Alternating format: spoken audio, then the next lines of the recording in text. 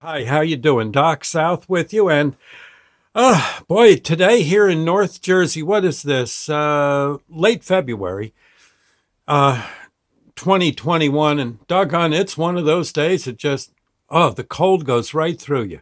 It's not a dry cold either. It's just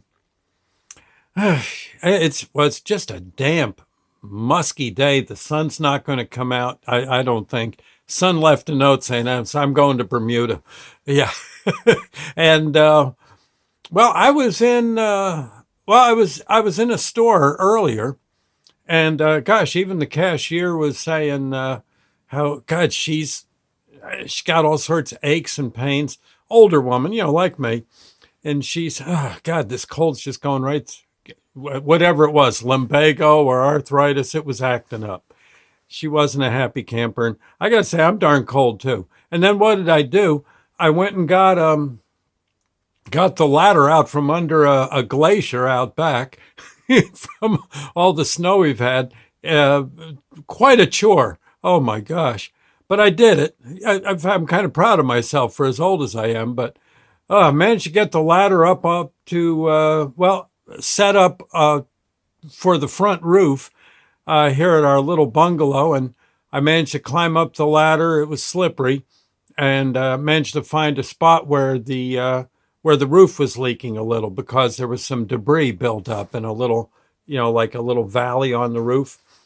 I got rid of that debris, and now the leak is gone. The water can flow by. It's not damming up. So, with all that in mind, and on such a dreary day, I decided I'm going to make shepherd's pie, and I'm going to pass the secret on to you because it might be a good idea for you as well. It doesn't take, you can, with probably $10, you could probably make enough shepherd's pie uh, to feed a family of four for at least a day and a half, 2 days. Yeah, all sorts of meals. Now, with just Sandy and me, and Sandy not eating that much at any given time, I'll have shepherd's pie till like Thursday. And this is what, Saturday now? Yeah, Saturday. So here's what you do. You got to get a big like a stew pot, a pan, a good sized pan with a lid, and well, and you just build it all in that pan. Basically, you need in the bottom. You've got to brown up some hamburger with some onion. Hamburger with onion. Uh, Maybe a little garlic if you feel like it, but garlic isn't necessarily necessary. A little salt, a little pepper. I usually I get some gravy mix, some brown gravy mix, whatever gravy you like. Jarred gravy, I guess, would do. You don't want sort of like turkey gravy. It's kind of got to be a beef gravy, and you're trying to make it into somewhat of a broth. Okay, so you brown the hamburger. A little bit of onion gets browned in with it. Then you keep some onion chopped up but raw that you can just kind of mix in with the hamburger after it's all fried up. Um, let's see, what else? You put all that into the bottom of the pan. That's what goes in first. Okay. You can have, like I said, I think a little garlic, salt, pepper, all that baloney. Okay. And again, the gravy to kind of make it not soupy, but I don't know, just a little more moist than it might normally be. Oh, in with that, you also you can throw in chopped frozen vegetables. I got a mixture of vegetables. My mom used to like just peas and corn, and frankly, that's not a bad way to go. But if for some reason you can't, any kind of chopped frozen vegetables that your family will like will do, and that gets mixed in with the hamburger as well. Okay. So pretty much that's what you got. Now in the bottom of a pan about, I'd say about 15 inches in diameter, something like that. You've got now a layer of hamburger that's, let's hope it's somewhere around anywhere from about an inch and a half to about 2 inches deep. Even deeper if you want. And then on top of that, you've got all that. Yeah, you've got all the vegetables, the onion, the hamburger, the gravy. Okay.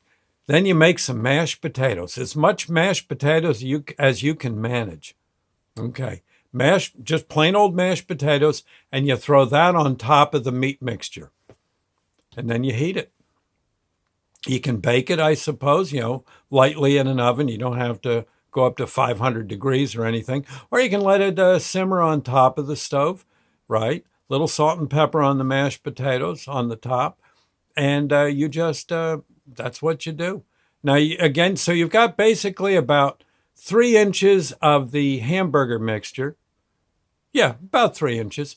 And then about 2 or 3 inches of mashed potatoes. As much mashed potatoes as you feel you're going to need. Usually the mashed potatoes, when you're eating shepherd's pie, the mashed potatoes can run out. So you want to make sure you don't scrimp on the taters. You do that, and boy, I'll tell you, it'll turn a day like this, raw and gray and snowy and wet underfoot and slippery. It just turns that day into a beautiful day in May for your tummy. Yes. Okay, I just thought I'd say shepherd's pie. Yeah, I no, really get busy. It won't cost you a whole lot. Yeah, a lot of it you might be able to make. You probably got leftover potatoes and an onion sitting around somewhere. Pretty much, it's the vegetables, the hamburger, and the gravy mix. It's pretty much what kills you on the price. But other than that, if you make enough of it, like I said, you've got for 2 people, you can eat for about 4 days on that. Oh, and it's so good. Day like this, yes, yes, yes. Even Sandy will probably eat at least a bowl full. Probably.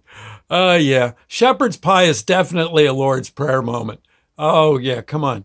Our Father who art in heaven, hallowed be thy name. Thy kingdom come, thy will be done on earth as it is in heaven. Give us this day our daily bread, and forgive us our trespasses, as we forgive those who trespass against us. Lead us not into temptation, but deliver us from evil. For thine is the kingdom, the power, and the glory forever. You can throw in a kicker in there and say, hey, God, make my shepherd's pie come out just right. Okay, if you would, please. I'll need your help. Yes. I'll tell you, that's a great old meal, and especially on a day like this. We'll see you later, friends. Thank you. Well, God bless.